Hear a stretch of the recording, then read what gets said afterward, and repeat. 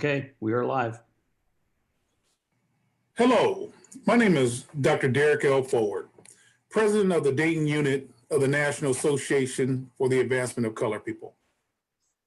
We are about to begin our monthly town hall.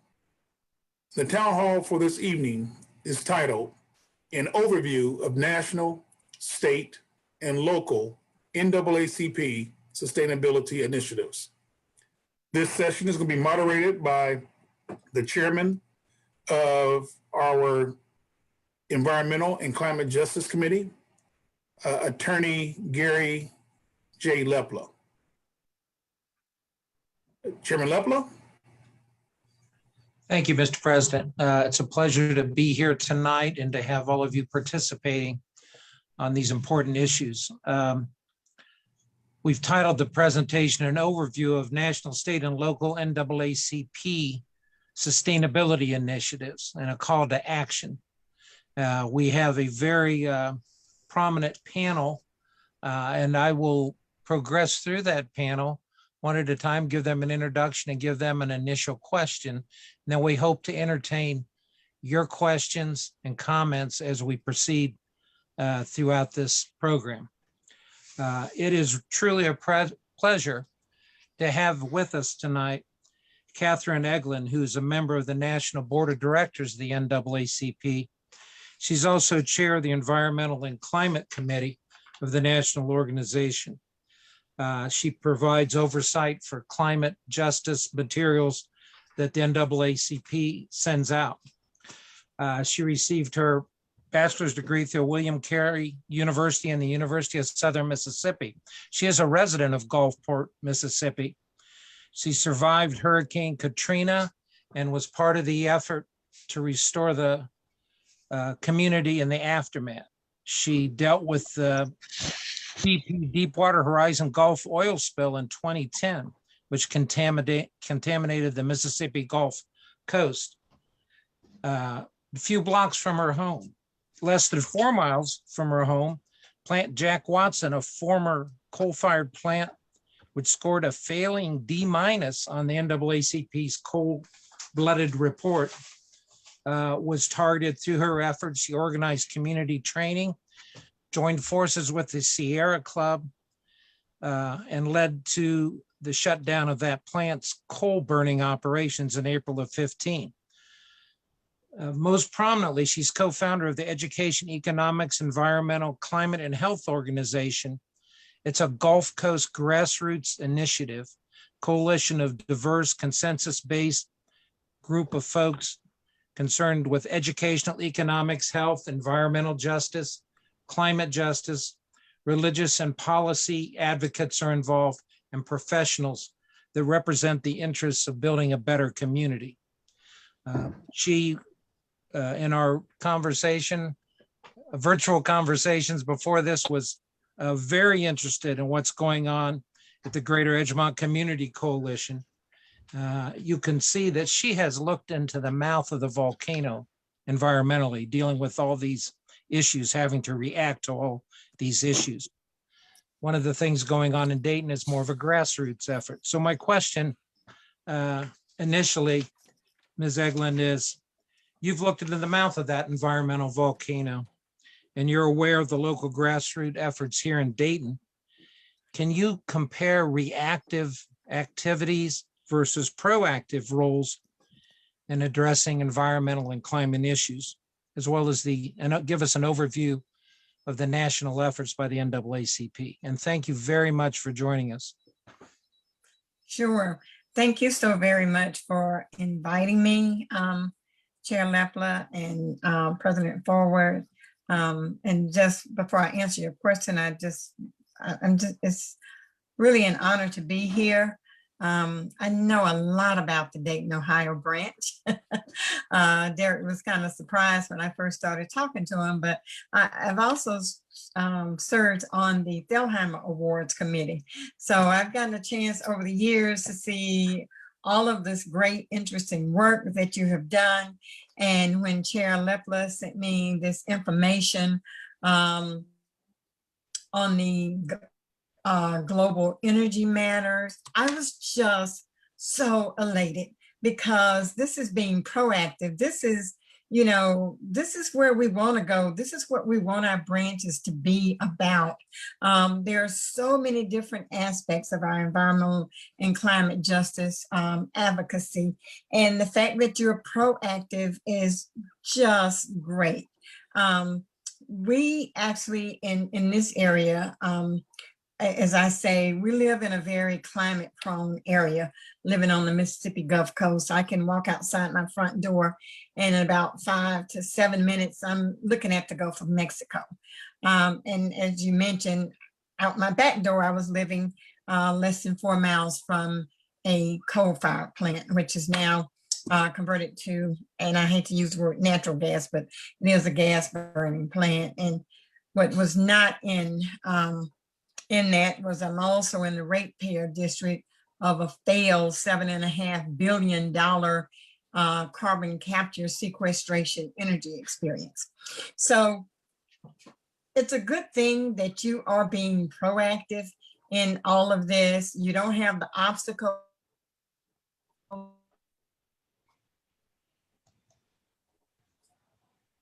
for implement everything that needs to be implemented. But the fact that you have this vision already is just tremendous, and it's very progressive. One of the things that people say and mention is that, you know, we've had people talk about the relevancy of the NAACP. Whenever they see our work on environmental and climate justice, that's the first thing that, oh, you are relevant. You are, you know, it has demonstrated our ability to transform and to be able to move with the times, to address the needs. And that is just remarkable. I think a lot of people realized that we were still very relevant in a lot of ways in the past year. Not only with all the death that we had from police officers, but as well as with COVID and the disparities as it relates to COVID. But in order to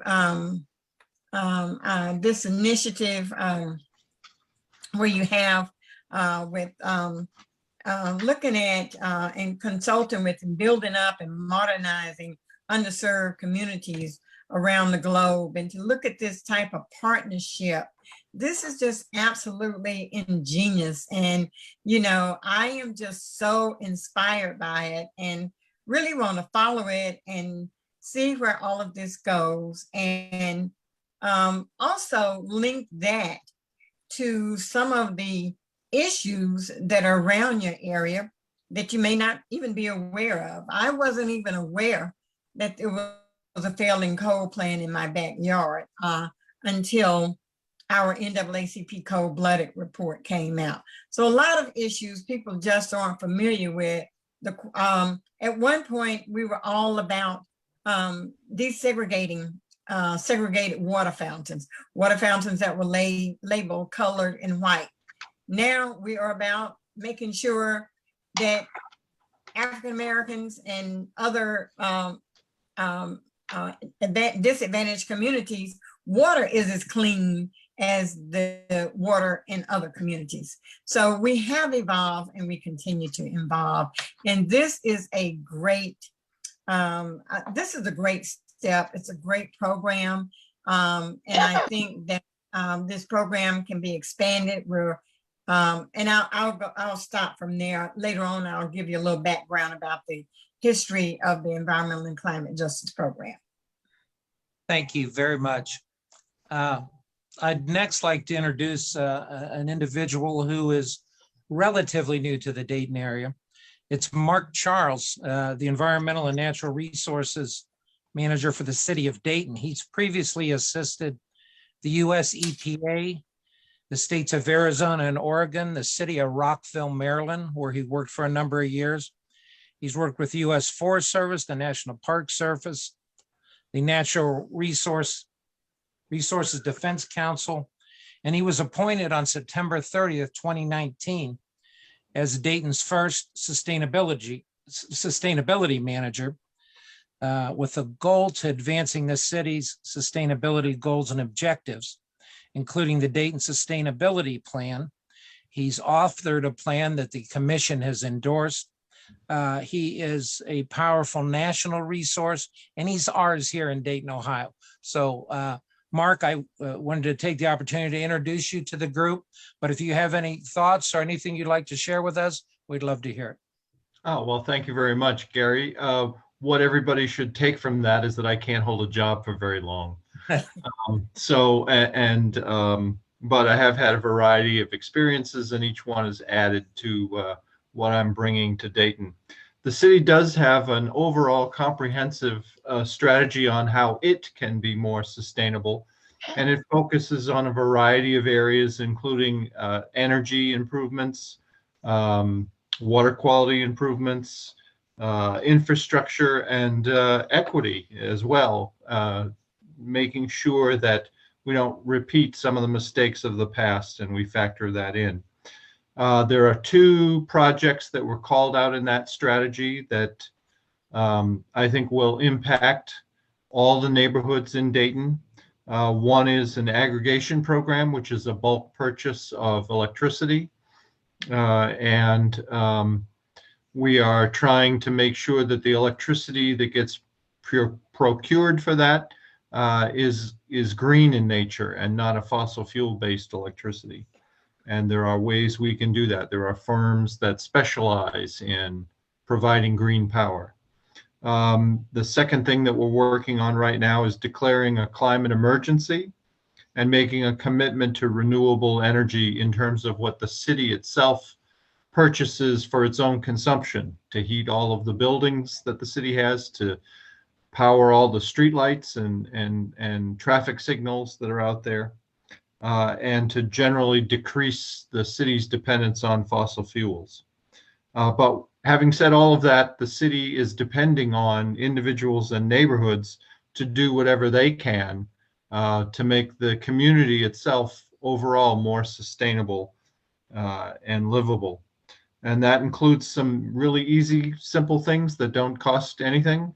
It includes some investments, so it depends on what you're able to do, but certainly want people to maximize what they're recycling, to use reusable bags when they go shopping, to use a programmable thermostat, which DP&L generally makes available to anyone who wants one, to consider using mass transit where that makes sense, given where people need to go, to when the weather improves, walking more, consider biking, using the metro parks more, and perhaps even planting a tree in your neighborhood or on your property in a park. Leaving your grass a little bit higher when you cut it is actually a helpful thing to do in terms of stormwater runoff from your own property. So a variety of things that you can do that are little or no cost, and or at least available to you. And the city is happy to help with those. So those are all the things that we're working on. There's a real push in the city hierarchy to make the city itself, our own operations and personnel, as sustainable as that can be. That may include converting our existing city fleet. We have almost 1,000 vehicles altogether across the city of various kinds, to converting those to an electric fleet. And we are working on installing chargers around town too. And in a few years, I think you're going to see a real boom in both new and used electric vehicles. And I expect the price of those to come down at least equal to a gas-powered one, if not less expensive than a gas-powered one. So lots of things coming down the road. And we're trying to stay as much ahead of that as we can. Our mayor has been involved nationally in talking up climate change at the local level. She serves on a steering committee with a conference of mayors dedicated to moving the climate change agenda forward. and she's already written letters to Congress and the new president to that effect. So it's a very exciting time to be in Dayton if you're an environmental or sustainability professional. And I'm really happy to be here. And thank you very much, Gary, for giving me a few minutes to chat. Thank you, Mark. We really appreciate that you're here. We appreciate you taking the time to participate in this, and I'm sure your interest will grow as you learn even more about the Edgemont program. Before we come back to more local efforts, I want to introduce Denise Abdul Rahman, who is the regional field organizer for Regions 3 and 4, and that includes us in the Dayton NAACP, running the Environmental and Climate Justice Program in our region. She's part of the NAACP Empowerment Program. She works out of the national headquarters in Baltimore, but she lives over in Indiana. She has a BS in management, an MBA in healthcare management from Indiana University. She's worked with a host of academic institutions, DePauw, IU, Purdue, Indiana State Butler, Wayne State Law School. She was a delegate to the Paris Climate Accord Conference and a delegate to the Global Climate Action Summit. She brings great authority and knowledge to this whole process. I had the pleasure of hearing her in Detroit in 2019 at the convention, and it was wonderful and it was moving and important. So welcome to the meeting. And let me ask you, why is the NAACP committed to environmental climate justice broadly and clean energy specifically? Why is that on the plate for the NAACP? Thank you so much, Gary. And I'm wanting to share screens because I'd like to just do a brief presentation if that's possible. And in the meantime, I'd like to say good evening to you and to the Dayton branch and the leadership, President Dr. Forward, to President Tom Roberts of the Ohio State Conference, and any dignitaries and the distinguished panel. Thank you so much for having me. And the NAACP is 112 years old this month of February, and our Environmental Climate Justice Program is 11 years old. And we have an awesome staff and a great senior director, Jacqueline Patterson, and our of course, and our wonderful national board chair, Kathy Eglin, who you just heard, and we so appreciate everything that she brings. I'd like to just do a quick presentation, and starting with, hopefully here, a video. And the thing about hip hop today is it's smart, it's insightful. Let hip hop lead the way to a great future. We could see a much deeper economic downturn. Global warming is real. Fires have been fueled by a high rate of asthma stated by Katrina. Were sure to follow, and now they are. Now is the time to make justice a reality for all of God's children.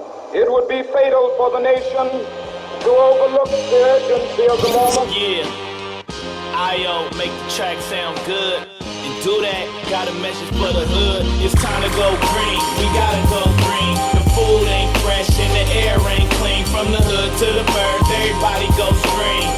Dr. King, we live in your dream. My president is black, but he's going green. So my president is black, but he's going green. I said my president is black, but he's going green. I got my president back, and I'm gonna do the same thing. Now why your little cousin got asthma? Auntie got cancer. I know you know the problem, but you never knew the answer. You want the answer? Listen to my stanza. When it come to cold, they be stripping like a dancer. Who the company and who the boss like Tony Dancer? Maybe one day we probably get a chance to have a conversation about conservation. He'd rather condemnation, vote compensation. Look, I'm from the hood. We need better food and better air. You probably wouldn't never care. You ain't never there. Rappers never rap about it. They rather act hard. Why these companies doing toxic in my backyard? I'm from the hood. The refinery ain't that far. Something like my neighbor ain't doing me no favors. We need more classes, not more sales. Man, we need green jobs. We don't need need no jails. I said it's time to go green. We gotta go green. The food ain't fresh and the air ain't clean. From the hood to the birds, everybody go scream. Dr. King, we live in your dream. My president is black, but it's going green. So my president is black, but it's going green. I said my president is black, but it's going green. I got my president back, and I'll do the To same put the thing. people that most need work with the work that most need done. We need funds, we can harness the sun, we can harness the wind, we can create jobs for my family and friends. Now when I say I'm going green to the hood, it sound funny, but I'm talking about saving the earth and getting money. I'm talking about hundreds, thousands and M's. Do that, go pull up in a hybrid on rims. So when I hit the block, y'all, the song gon' knock y'all. Car on E, but the car won't stop y'all. It's electric, so it's guaranteed to shock y'all. Yeah, I'm going green and I'm straight from the block, y'all. I want the green Bentley, I ain't talking about the paint. I'm talking about the one with biofuel in the tank. So many leaders paved the way for the leaders of today. These are shoulders that we stand on, now we all hands on. America can create millions of well-paid, green-collar jobs. We can make our streets safer and our communities healthier. We can save the planet for our children and our children's children. That is the promise of a green economy. It's time to go green, we gotta go green. The food ain't fresh and the air ain't clean. From the hood to the birds, everybody go scream. Dr. King, we live in your dream. My president is black, but it's going green. So my president is black, but it's going green. I said my president is black, but it's going green. I got my president back, and I'ma do the same thing. And we will put Americans to work, making our homes and buildings more efficient so that we can save billions of dollars on our energy bills. We need to ultimately make clean, renewable energy the profitable kind of energy. Develop technologies like wind power and solar power, advanced biofuel, and more efficient cars and trucks built right here in America.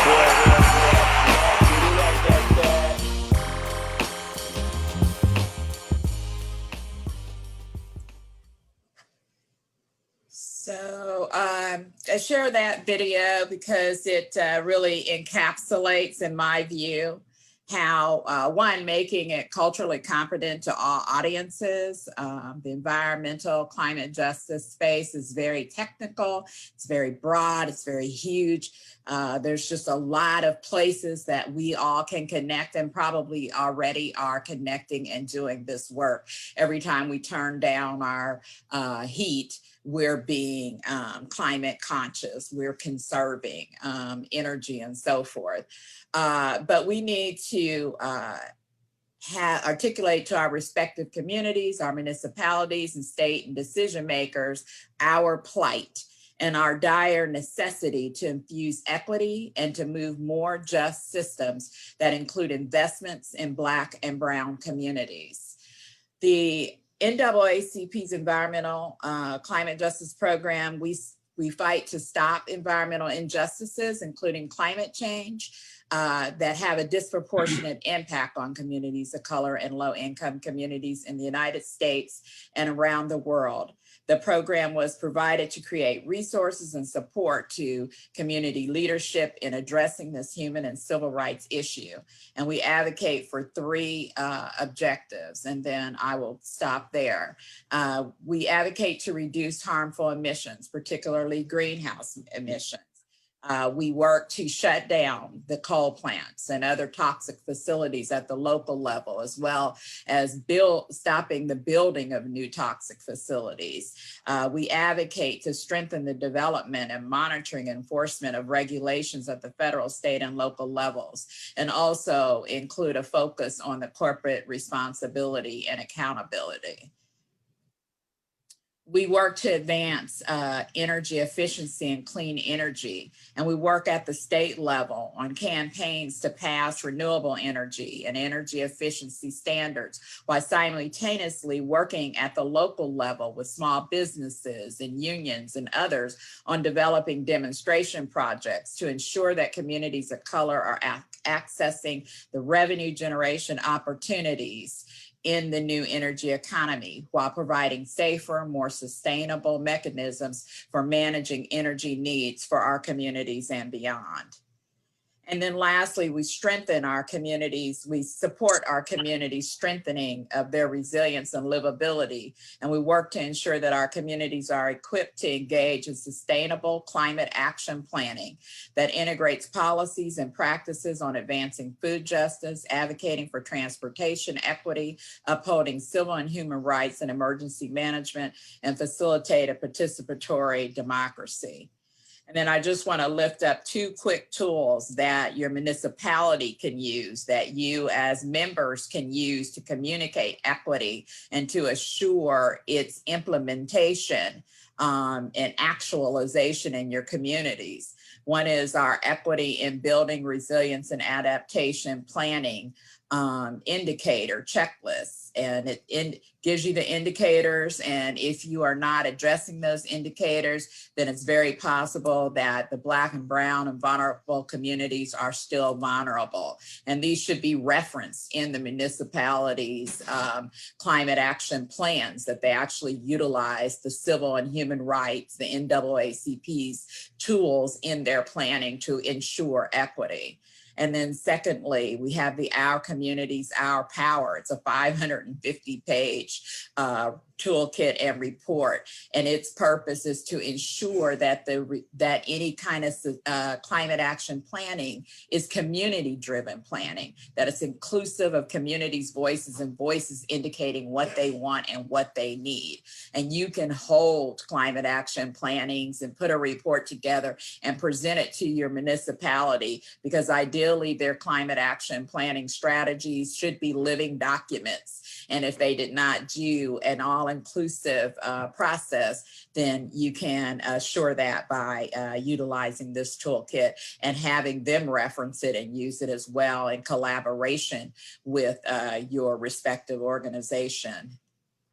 And then lastly, we released what we call the Just Energy Reducing Pollution and Creating Jobs report. And also we have an Ohio Energy Justice Snapshot. And I thank you. Denise, thank you very much. We appreciate you being here and leading us through that. And we enjoyed the video, of course. Coming back to home, let's next turn to Stephen Ross. I'm ashamed to admit I lost track of Stephen. We went to high school together, but we've had a great opportunity to get reacquainted here through this project. Steve's the executive director of the Greater Edgemont Community Coalition, born in Dayton, in a part of town that he said was a self-contained city within a city. He said all the families there worked hard, and for one thing was sure, that there were high moral values in the community. He started out on a family farm. His mom was a realtor. She had to deal with the evil of redlining. His dad was a Tuskegee airman. Steve attended high school, was a star athlete. He went on to Bethune-Cookman and Ball State and Central State. He's worked as a therapist, school teacher, coach, and community activist. He has worked with autistic children. He's a very important person in our Dayton, Ohio community, in my book. I think he embodies the spirit of the Greater Edgemont Community Coalition. So Steve, let me turn it over to you to tell us a little bit more about what's going on at Edgemont. I think you're still muted, Steve.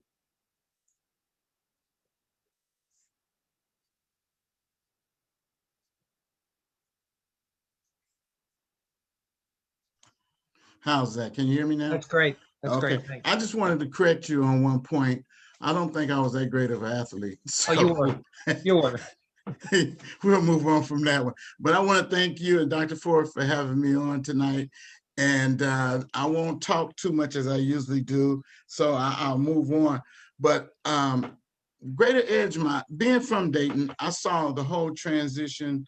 When I was born, we lived in a place called Hog Bottom, which was very deplorable. We had no indoor plumbing, things of that nature. And then I said, thank God for urban renewal in the early 60s, which made us move and ran us off that farm down there. And we went and bought an 80-acre farm out in the township. But I saw things through real estate as blacks and redlining was concerned when my mother started selling real estate in the middle 50s. And through the 60s in the Fair Housing Act and things of that nature.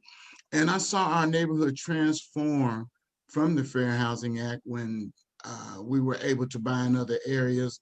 And then you saw white flight, and the inner city kind of fell apart and went on hard times, which where we are now. And so Edgemont has been around since 1978. It's a solar garden. It started out as a community solar garden, but then when we changed it over to Greater Edgemont and we came into play in 2016, we looked at West Dayton, and we could no longer just be geared in Edgemont. Our mission changed to encompass all of West Dayton because all of West Dayton is suffering. So we kind of came out of our shell and we wanted to go green. We're in a particular time now where we have a chance to hit a reset button in West Dayton. And when I say reset button, I mean that we can go from blue collar to green collar, which the song and the video is just about, and we can actually reset that ourselves. I believe in self-work, self-help. And I believe that as we change into a smart green community, those things we can do upon ourselves. We have that ability. And it's just a matter of getting out and getting to the right people to form a collaboration, because no one person can do it on their own. But with the collaboration with the NAACP, Global Matters, that Global Energy Matters, Solar Power and Light, Edgemont, we have come together to change that narrative and to become a smart green society and a community. Our vision is to be green enough and healthy enough to live, work, and play within our community like we used to do.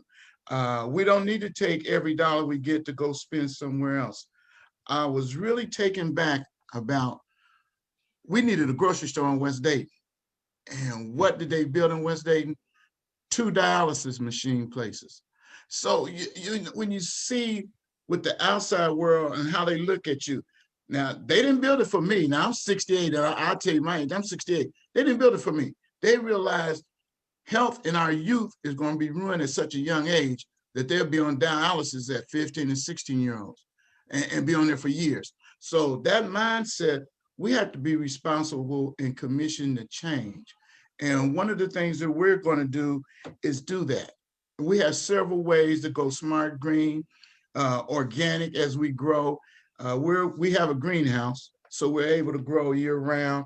And with that being said, I'm gonna turn it over to our farm manager and to Brother James Price, who's our historian. He can, Mama Mope Carter de Boyku is our farm manager. Thank you, Brother Steve, but I'm gonna let the historian give the history and then I'll give the future. Okay. My name is James Price, and I grew up with Steve on Wisconsin Boulevard, which was a village that nurtured young people for many, many, many years. I lived next door to the creator of the Solar Garden for 30 years. And in fact, when I was born, we lived in a housing project called Homeview Courts, and it was built for people coming up from the South and getting these government jobs, and actually for Black people. And we lived there, and when they moved from the Homeview Courts, they moved on Wisconsin Boulevard, and afterwards, a year later, we moved, and we moved right next door to them again. So I moved on Wisconsin Boulevard in 1953. Mrs. Davis was an innovator. The summers for us they consisted of a thing called the Culture Club. We read books, we met authors, we discussed topical things, and Ms. Davis was a stickler for that.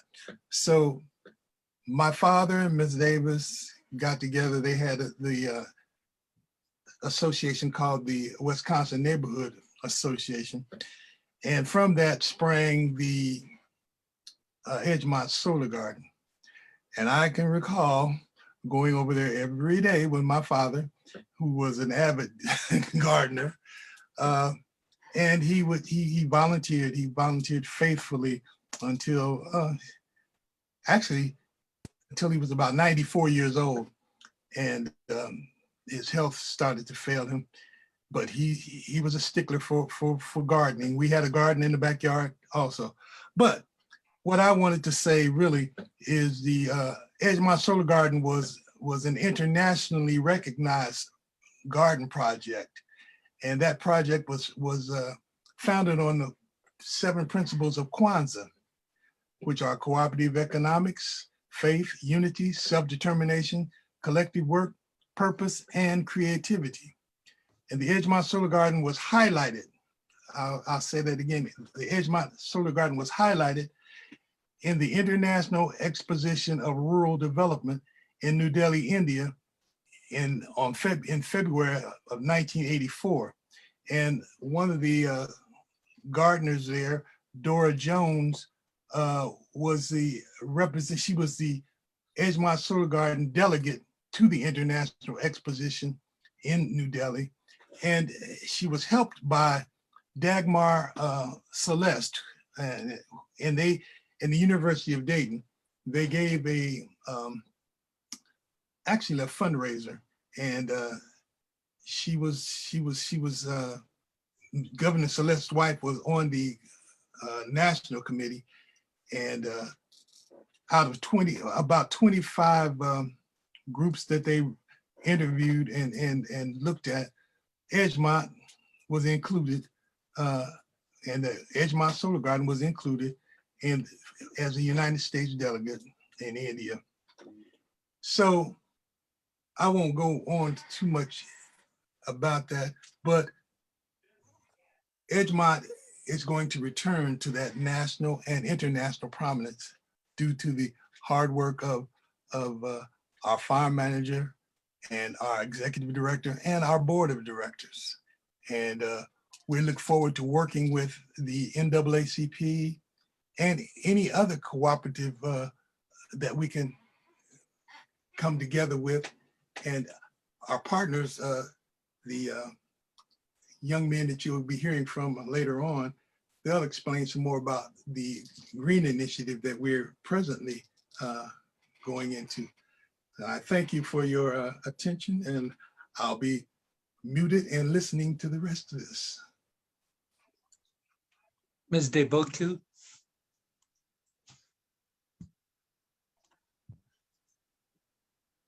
Is she still? A Mope? I don't see her on here. Well, she was there a minute ago. Yeah, she was. Well, if she comes back, we will come back, yes. Circle back to her.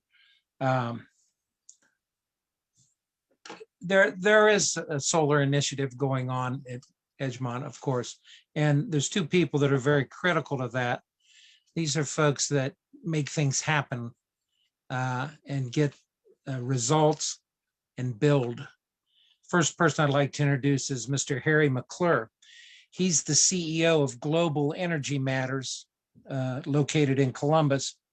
Got his Bachelor of Arts from Central State. He managed a consulting firm that specialized in advising colleges, universities, and corporations on best practices in building maintenance. Global Energy Matters is involved in international activities involving renewable energy development, governance, and deployment of state-of-the-art technology to affect social change in low-income urban and rural communities, which is the focus of why Global Energy Matters exists. So I'd like to introduce Mr. McClure and ask you, can you tell us a bit more about how we can successfully address this environmental puzzle with concrete results in low-income urban and rural communities? I think you're muted, Mr. McClure.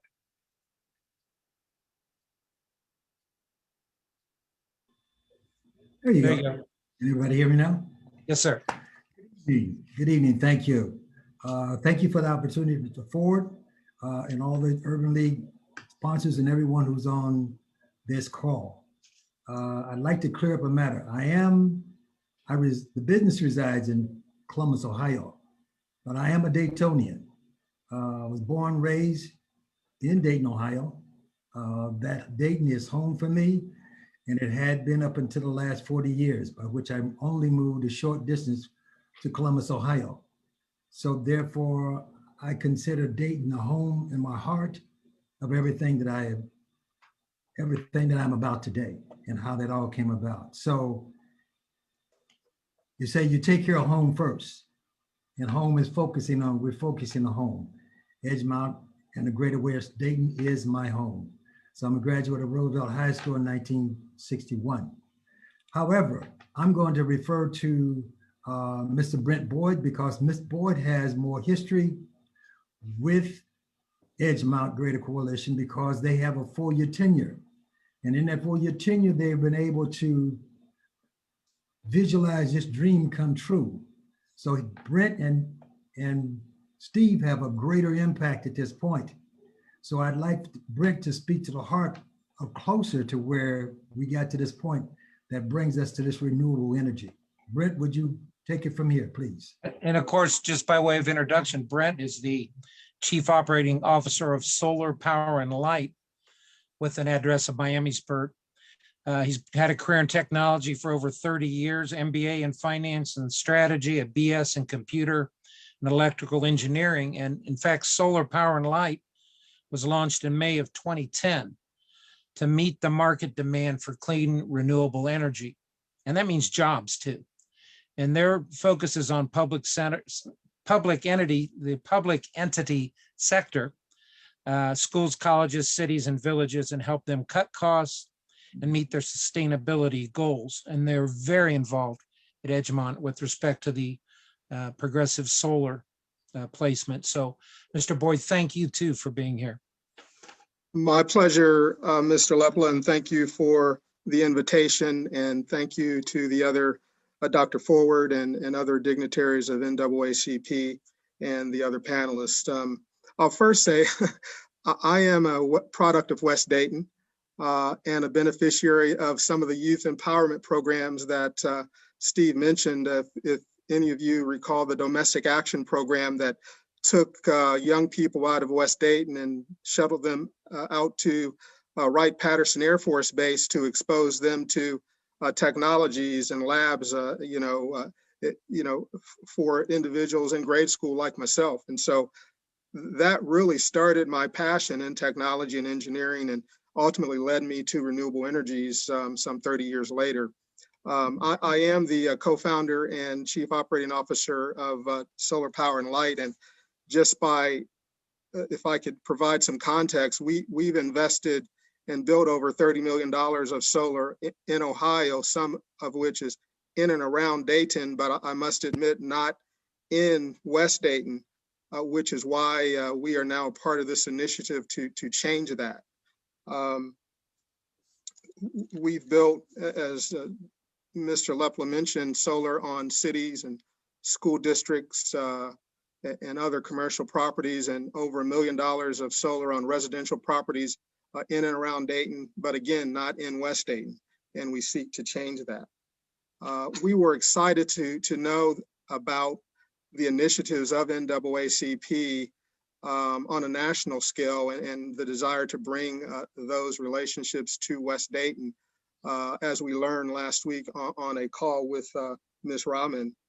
And so to answer your question specifically, Mr. Lepla, we look to deploy and develop everything we've learned in the last 10 years, our ability to deploy and build solar, our ability to deploy capital, not only our own capital, the capital of our investment partners, as well as piping the investment that NAACP has in its relationships with organizations such as Grid Alternatives, which is an organization out of California specifically chartered to bring renewable energy into urban communities.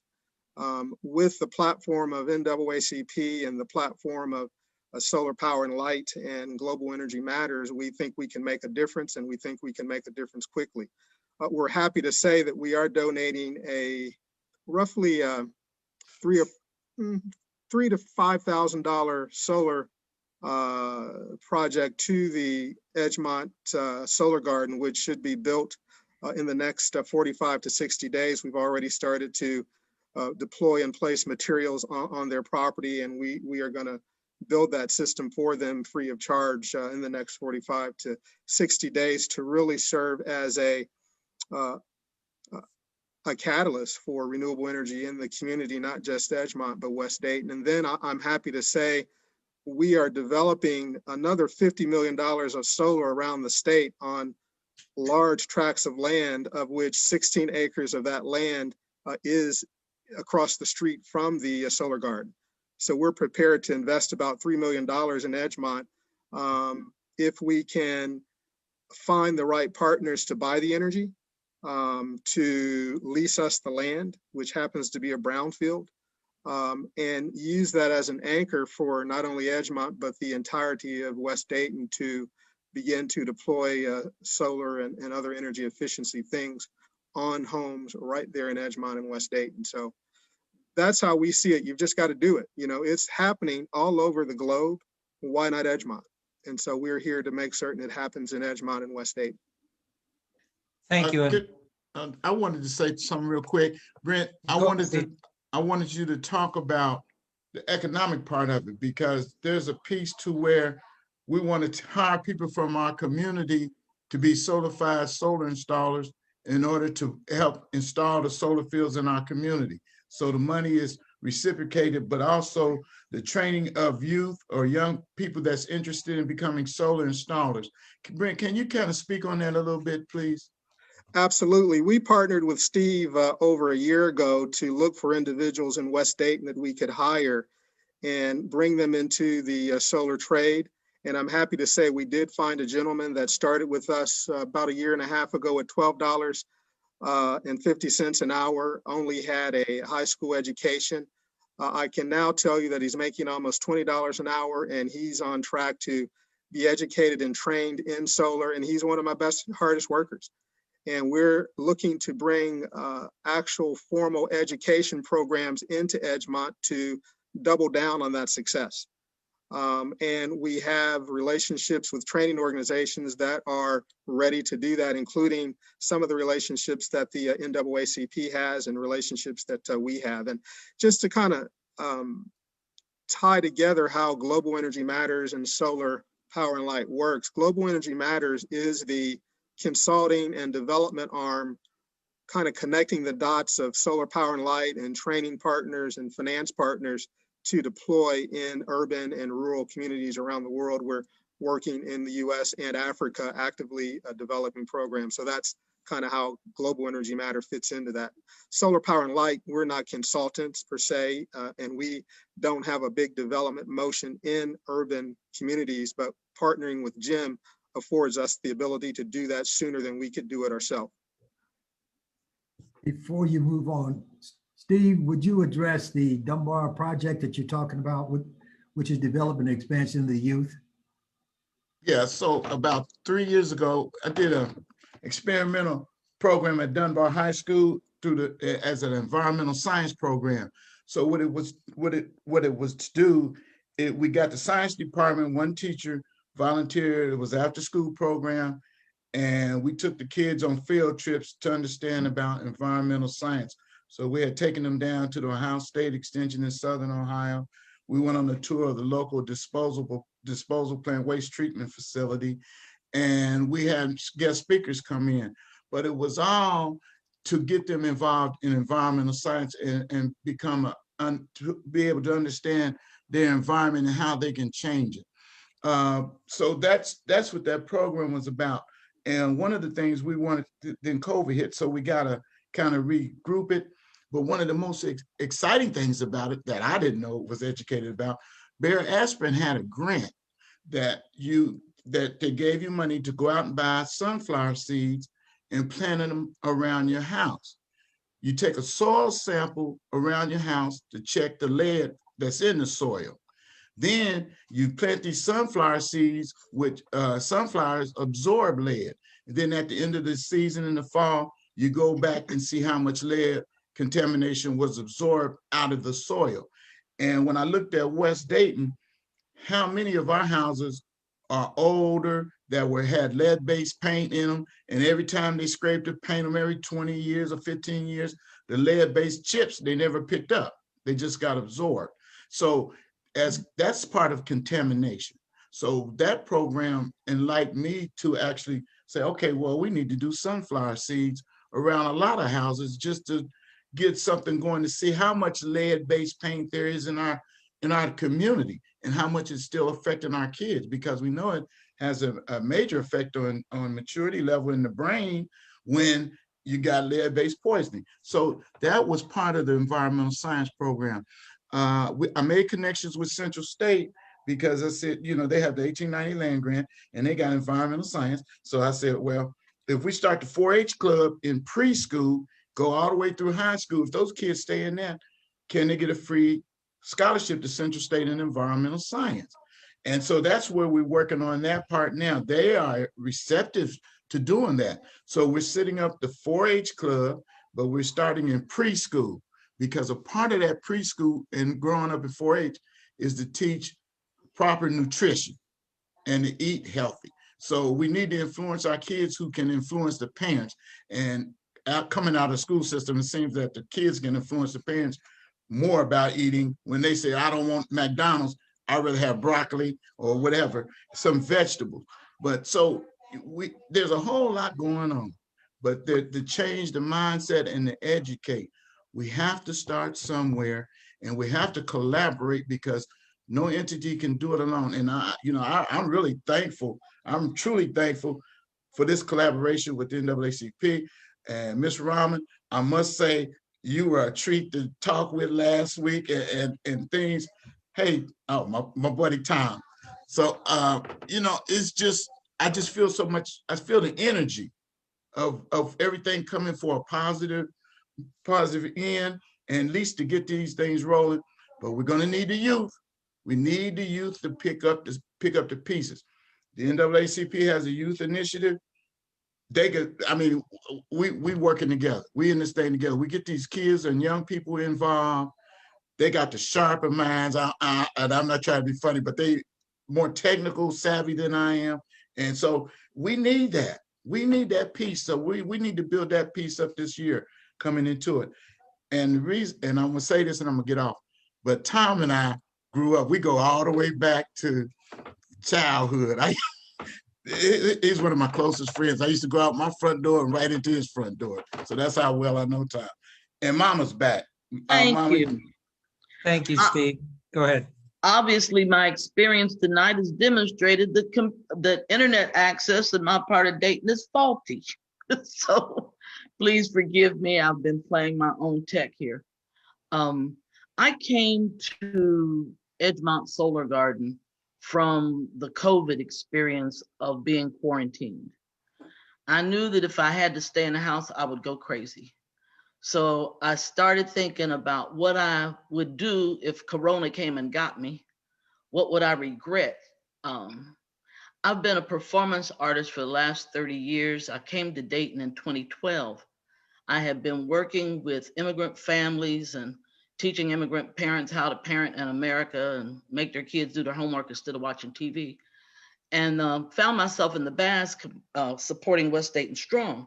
Well, when Metropolitan Housing shut down group activities behind the pandemic, we no longer had immediate physical access to the children and their families. But in conjunction between Citywide and Gym City Market, they moved the grow tables from the Boys and Girls Club to the middle of the Basque Commons, the DeSoto Basque neighborhood. So we started growing there with an open gate policy to re-engage people in the community, have them come by and sit and talk. And one of the persons that came by happened to be Rosalie Bradley, who I knew in other ways in the city, but she was on the board at Edgemont Solar Garden. And she said, I've got a place where you need to be. So once I got everything done at the Bass, I started hanging out at Edgemont, you know, a group of people my age, socially conscious and masked when everybody else around the city was trying to act like a mask wasn't necessary. And I said, well, here is a culmination of a childhood dream.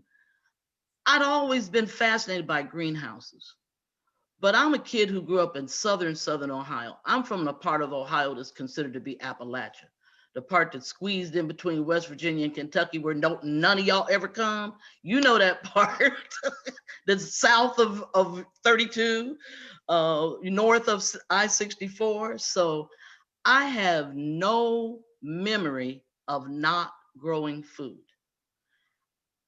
I'm old enough to remember when livestock could be raised in Ironton, Ohio. I remember seeing chickens in my grandpa's backyard on Friday. They was in the bathtub on Saturday. That's why we had to clean the bathtub out real good before we started taking baths. And then they'd be chicken and dumplings in the kitchen on Sunday. So I know about food. I just ain't never had to wring a chicken's neck myself, but I have plucked him and gutted him. And Steve will tell you, I ain't scared of fish. I will gut fish. You catch them, I'll gut them, because we gonna eat. My father was a hunter. I ate wild food from the time I can remember. I mean, like he wanted to take the frozen bunnies and turn them into fricassee, and mama said we couldn't eat the Easter pets. So that's the kind of place I come from. My mother's father took me out into the grass and said, we eat this. When we get sick, we eat that. This time of year, we eat that. But when it does this, we don't eat it. So I knew I had that well in me that I needed to give. And so the universe just twisted itself and gave me exactly what I needed, was an opportunity to manage the property down there at Edgemont and to share and to give back all that's been instilled in me by my ancestors.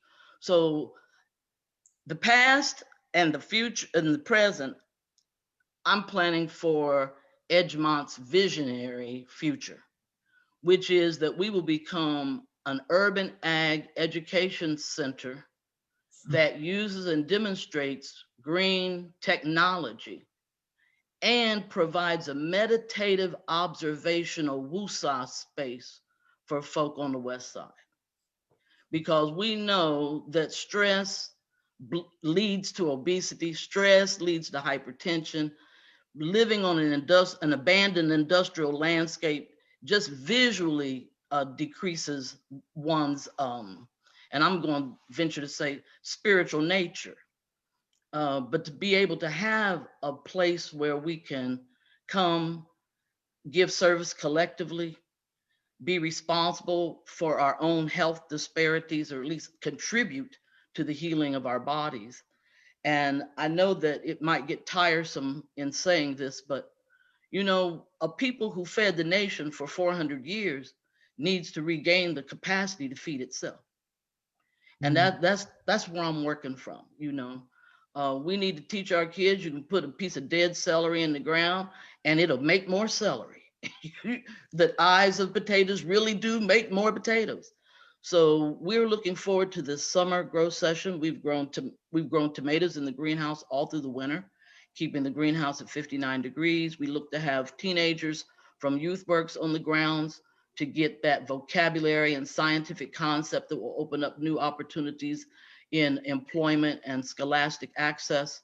We're looking forward to reinvigorating the neighborhood with innovative concepts like food outside the fence, because as a part of our security and community education program, because we hope that if we give something away, that we won't have issues with people coming in inappropriately.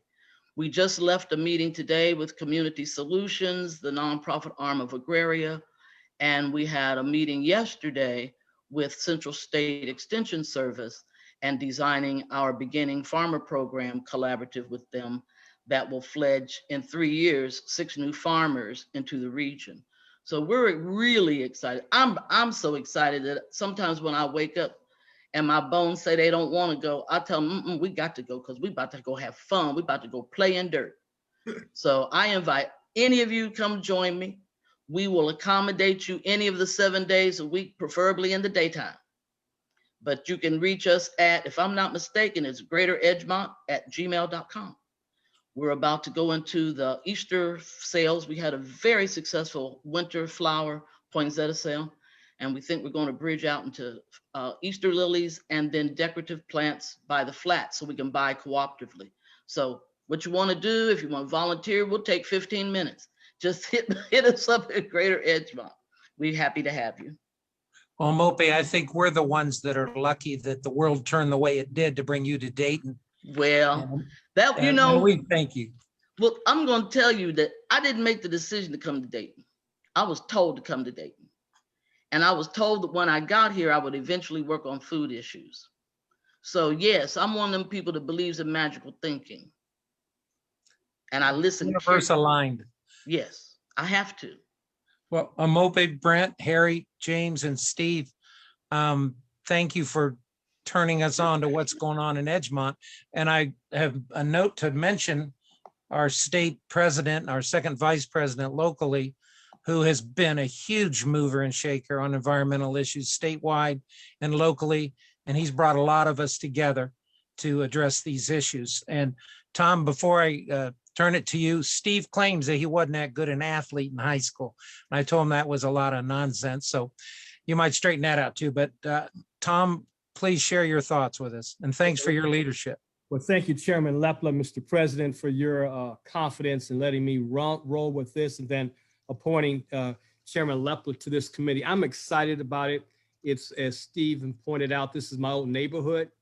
And so I was looking hard to see how we could not match this up with one of the state and national game changers. So I'm glad our national board member is on and central regional director is on, that we can continue this. I'm going to invite every one of us to go to the Edgemont Solar Garden. I think the address is 911 Miami Chapel. And it is a fantastic opportunity to see what can happen. I would say in the next 30 days or so, the panels will be up and we should be able to see something, but a sign will be going up soon that will mark the partnership between the four organizations who are on the call tonight, Mr. Chairman. So I'm excited about it. And as Chairman Lepla pointed out, I became interested in environmental issues as a member of the General Assembly when I had to put legislation forward dealing with Dayton Tire and Rubber. And I helped write most of Ohio's brownfields legislation. So for me to be able to take a brownfield site, and that's what this site is, Howard Paper Company, to see something develop and progress, I'm just so excited about that. So I'm gonna thank all of you for partnering with us. I wanna let the members know it's a community site. Go by and see it. And Mr. Chairman, Mr. President, thank you for your confidence in me and bringing this to a start. A lot of work needs to be done, but it's the NAACP and a community project, and I'm so excited about what we're doing. Thank you, Mr. Chairman, Mr. President. We're all excited about what we're hearing tonight. I'd like to swing back before we end to Catherine and Denise for some national and regional comments about what you're hearing tonight. Catherine, can I ask you for any additional comments you'd like to make? Absolutely. Yes, this has just been so inspiring. I had mentioned at the beginning, I was going to give like a little brief overview about how we got here with environmental and climate justice, because a lot of people, you know, it is quote unquote, what some people consider our newest civil rights initiative. But just to give you a little background, when we established this back in 2010, we were a 100-year-old organization. And most of you who've been with us for quite some time understand trying to infuse something new and different into a 100-year-old organization has been challenging, to say the least. So it's been quite a journey to go from being initially started out being a subcommittee of the Health Committee. And then we had to really push to become a standing committee and really push that, you know, we're a standing committee in the bylaws. And during all of, then we had to push to be a game changer. During all of this time, we were still growing by leaps and bounds. Denise mentioned being in Paris during the signing of the Paris Climate Agreement. The NAACP has 2 slots for representative at UN climate conferences. Jackie has been to more continents and countries than I can count. Of course, I think she's been to every continent except Antarctica. I've been to 5 of the 7 continents and over 20 cities doing our work. So globally, we're renowned globally. And I want to let you know that you really hit the lottery to have Denise Abdul-Rahman as your regional person. She and Jackie is a force. They're forces of nature. Our own Jackie Patterson was named one of the 100 most influential people on climate. She was named there with the Pope. And that's the level of respectability that we have received since the NAACP has been involved. I went to my first UN conference in Warsaw, Poland. For the first few years, Jackie and I were about the only 2 people there of color from America. There were people of color from other countries, but we were in the American delegation. There were very few people that looked like us. Now you have a very diverse group of people. And there was very little talk about human rights and civil rights and justice. And this is the perspective that the NAACP brings to this, is from, we look at the systemic injustices. And so even though I hear we're talking a lot about sustainability, but we look, and I think in the opening question, when you asked me about the differences, we have to look at this holistically and look at it from adaptation, mitigation, and resilience as well. So they're all different focuses that you have to deal with, especially as it relates to injustices, climate and COVID and comorbidities. That's something that we all have to deal with, no matter where we are. So we are looking at, we do have this program is completely 100% self-sustaining ECJ program. Every cent is grant funded. And each year the grant funding goes up because of our work that's so well respected. The grant funding goes up. We have the largest staff department of any other department. We have more than all of the other NAACP programs combined. And so we continue to grow, and we'd certainly like to continue to inspire and help you to help your units in ECJ more viable. We hope to make you stronger. We're here to do that. And thank you so much for your work in the field. Thank you. Denise, would you like to join in with some concluding comments from your point of view? Yes. Well, first to Chair Eglin, she's just really super, and she may not have told you also, she is very global when it comes to the climate and Conference of Parties. NAACP is faithfully represented at the international level. We drew a memorandum of understanding because of Chair Eglin with the Pan-African community. So we do have global relations because of her. And the NAACP was one of the many different members that, because of Chair Eglin, that were extremely instrumental in having the Conference of Parties change from having 2 degrees Celsius as the number or metric to 1.5 degrees because of folks like Chair Eglin who live in the global South that are keenly impacted by the globe and the climate changing. And then I'll just say a few more closing points, which is one that, climate solutions may be inevitable, but equity is not. So many of us are working on systemic change. We know that we as human beings can manifest what we vision. And if we're changing these systems, coming up with all these technological solutions, we can create technological solutions that are going to be equitable and just to communities.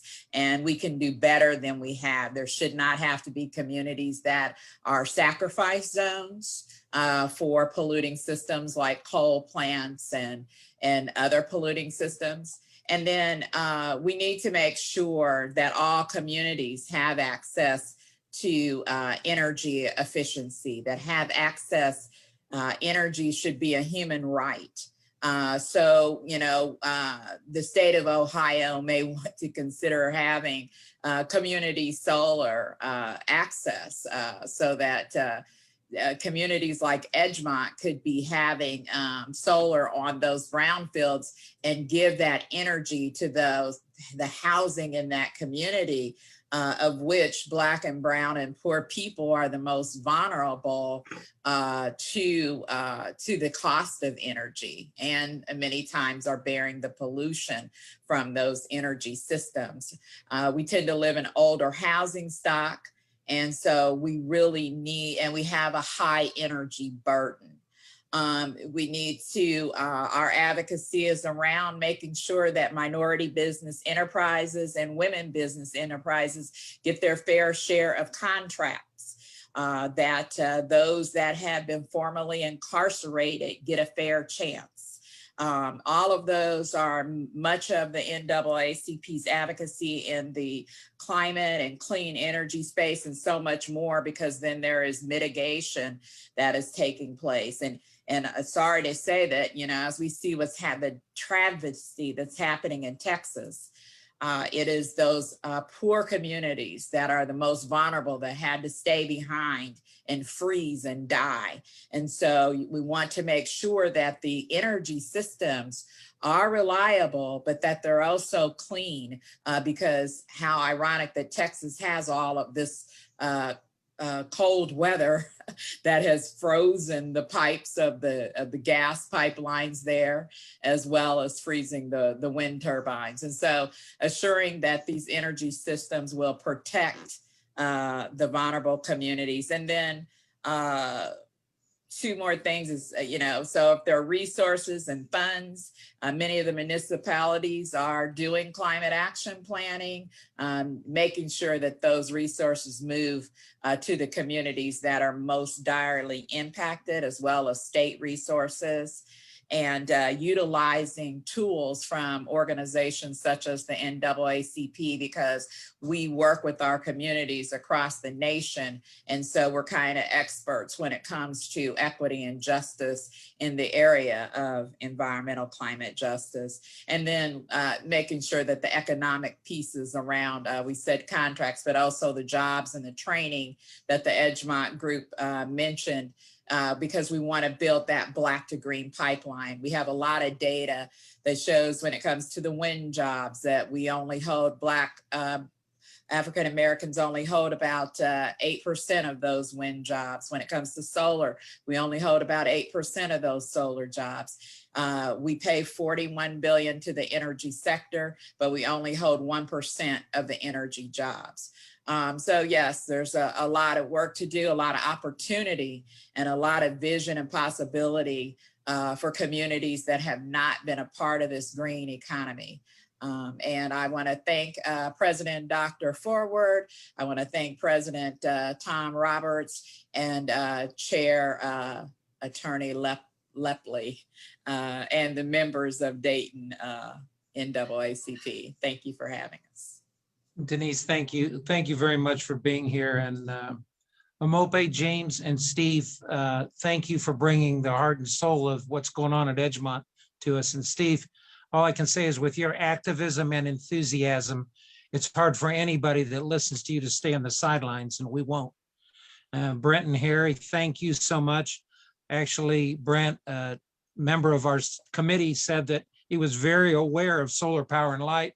And the quote from that person who does a lot of solar was, "They really know what they're doing." So thank you for being involved. My pleasure, and thank you. Yes, sir. And Mark Charles, thank you very much. We are proud to work with you in the city.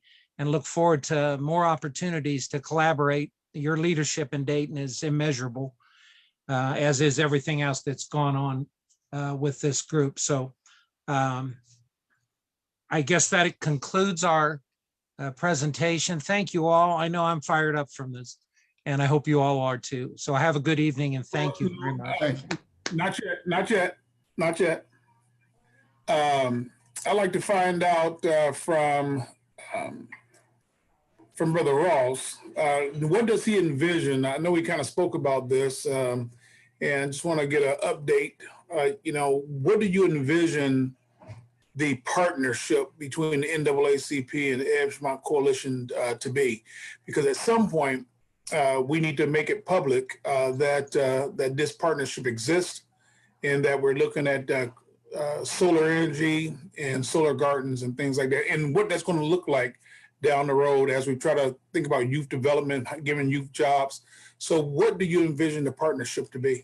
The partnership with the NAACP's long history and record of coming into the community and doing great things, Edgemont will join in that to build this into the future. I said earlier, smart green community. And what does that mean? Smart green community is information in, information out to better the community. And when we get information in and we get information out, and then we look at it in a green way. I didn't want to go into a lot of it, but our joint is reinvestment in housing. And you have to look at shipping containing homes, which has solar energy, and it's all about cutting down on the economic impact in our community. As Sister Raman said, we own very little. Even in the instance of this 17-acre brownfield across the street from us, if we put that into a solar field, that means we can own our own energy company because, let's see, what's his name? The brother from the city of Dayton, I wrote his name. Oh, Mark Charles. Like Mark Charles, he made a statement. He said, the city of Dayton is looking to buy energy, green energy. And those that live in Dayton know West Dayton is full of old brownfields from Inland, General Motors, Delco, and all of these places. If we put solar fields there as a group of people and we sell the energy to the city of Dayton as a buyer, just as an example, that turns around, and as a group, the NAACP and all of us together, we actually enhances our ability to put our own people back to work doing with green power, green energy. And that truly is the wave of the future. And there's some other things we could talk about green, but the whole piece to answer your question is the NAACP brings a lot of clout. We have clout when we show we work with the NAACP. I don't care how good our thoughts are, but like I said, the collaboration is what's so great. Because when we collaborate, then it shows us working as unity to move forward and to change the narrative in our community. And we need to change the narrative as well as change the mindset. Because people look at our community from the outside, oh, I don't want to do over there. But we have a lot of assets in our community. We have 2 major rail lines and a river that runs through our community that can be used for recreation. The highway is on-time deliveries. The rail lines, factories can come up, green factories, don't get me wrong, green factories can be put there to get their material on the rail lines. So we have to look at our assets.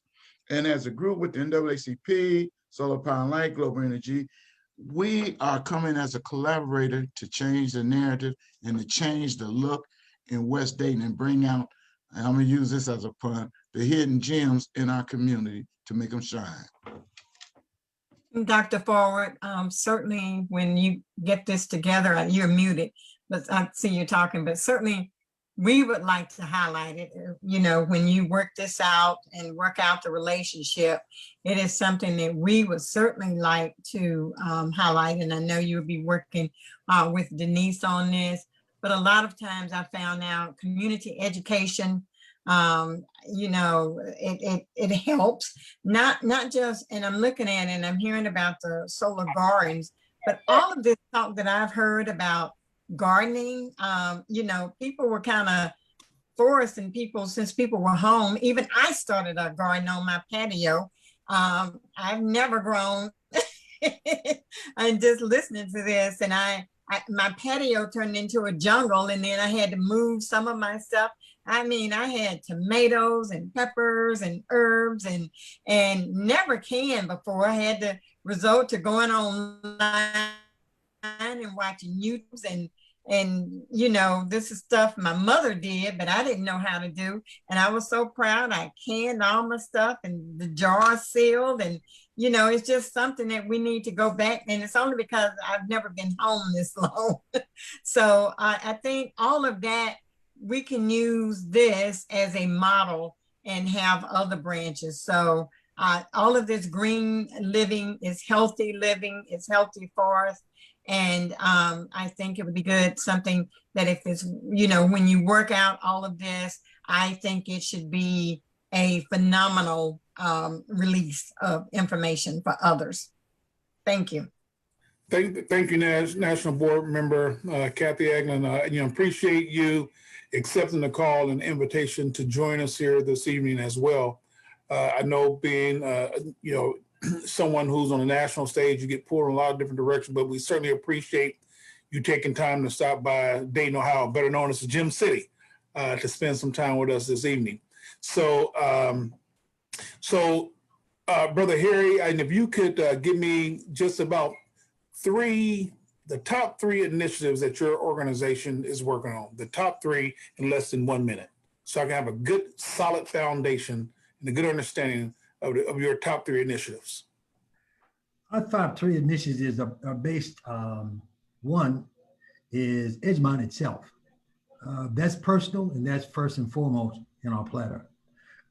Two is that we're working with, as you said, is global energy matters. That means we're global in our thoughts and in our processes. In that process, what we found out was that whatever the oppressed is oppressed. I don't care where you go. And we've been oppressed globally. So what we came together and to find out is that in America, it's urban communities. Nationally, in Africa and Ghana, by we're looking at some projects there, we're looking at working at 3 villages there who has a chief here, is located in Dayton, but he has chief of 3 villages there in Ghana, in West Ghana. And we're talking about doing the same thing, identical there in Ghana as we're doing in Edgemont. Reason why is there, what we call is our toolbox. In that toolbox, we have a number of what we call connected dots. We have a number of trades and skills and various companies that we're working with and working through in order to carry out these projects wherever they may be. So that we have those who are in education as example. In Ghana, we're taking looking at all of those needs, various needs of those communities and seeing what fits in our toolbox, and we're matching them up with them. So in Edgemont, we're doing the same thing. We're matching up with them.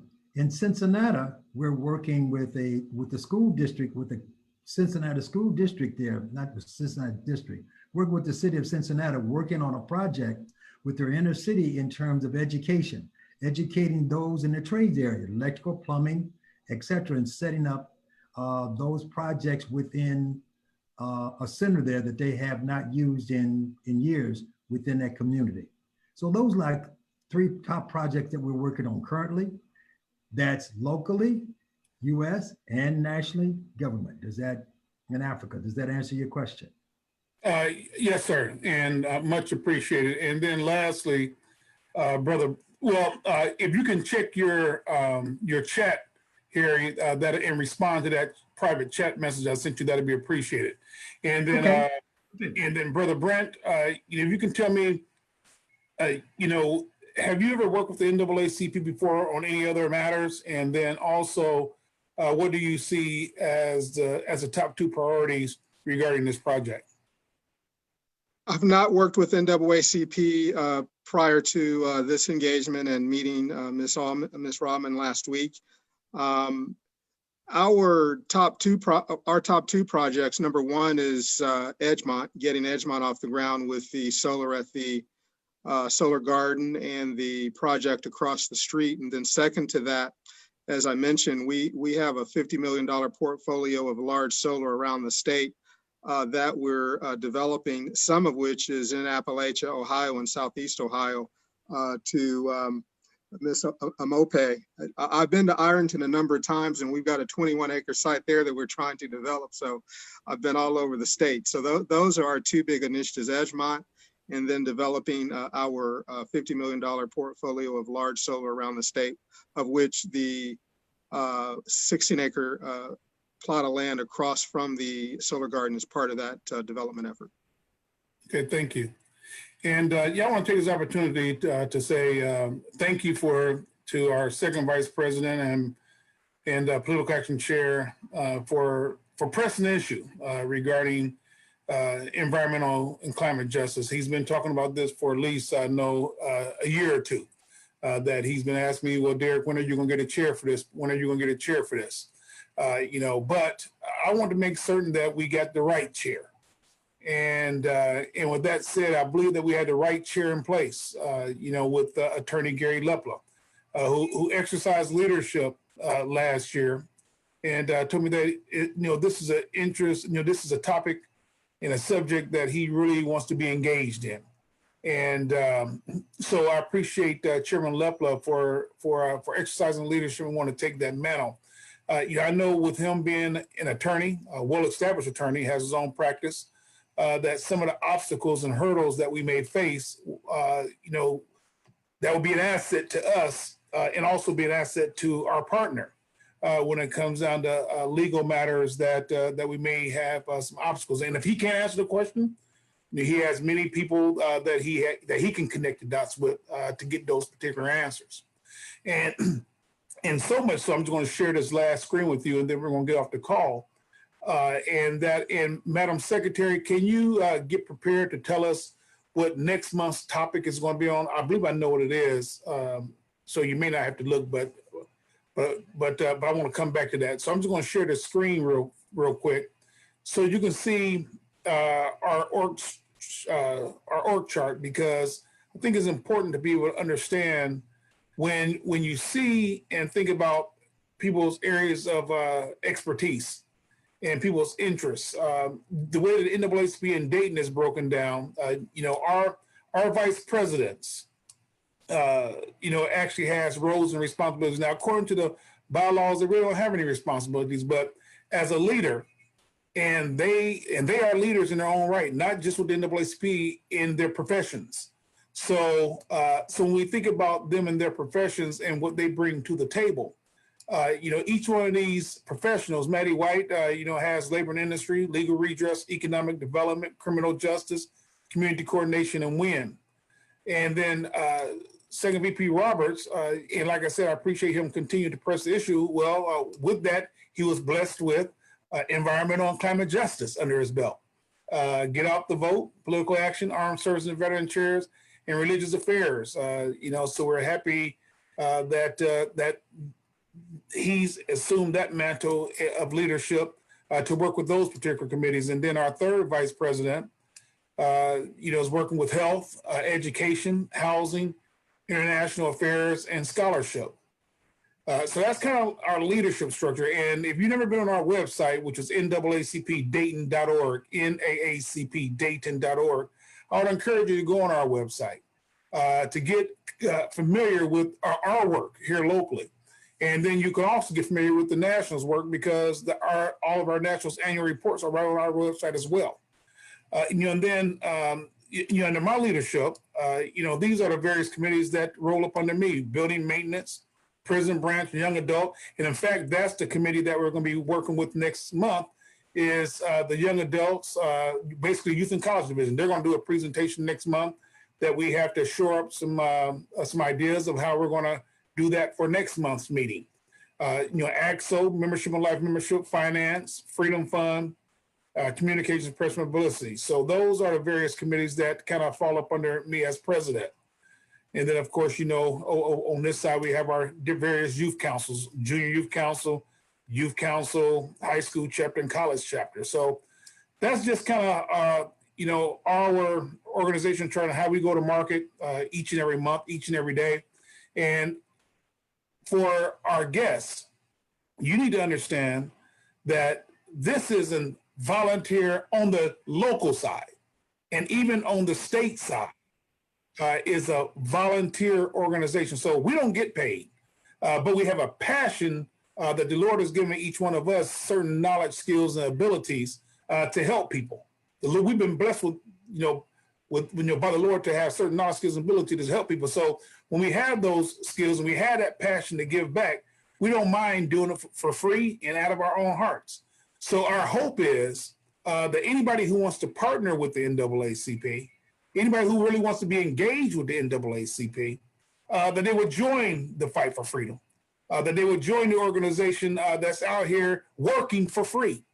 You know, so to join the organization is very simple steps. And hopefully the individuals on the Environmental Justice Committee and you know, the partners and our partners will step up and join us in this battle for justice. So with that, I want to say thank you to Chairman Lepla for putting on this very, very informative meeting this evening, and also the panel, you know, to the panelists that's given up your time to educate us on environmental and climate justice issues.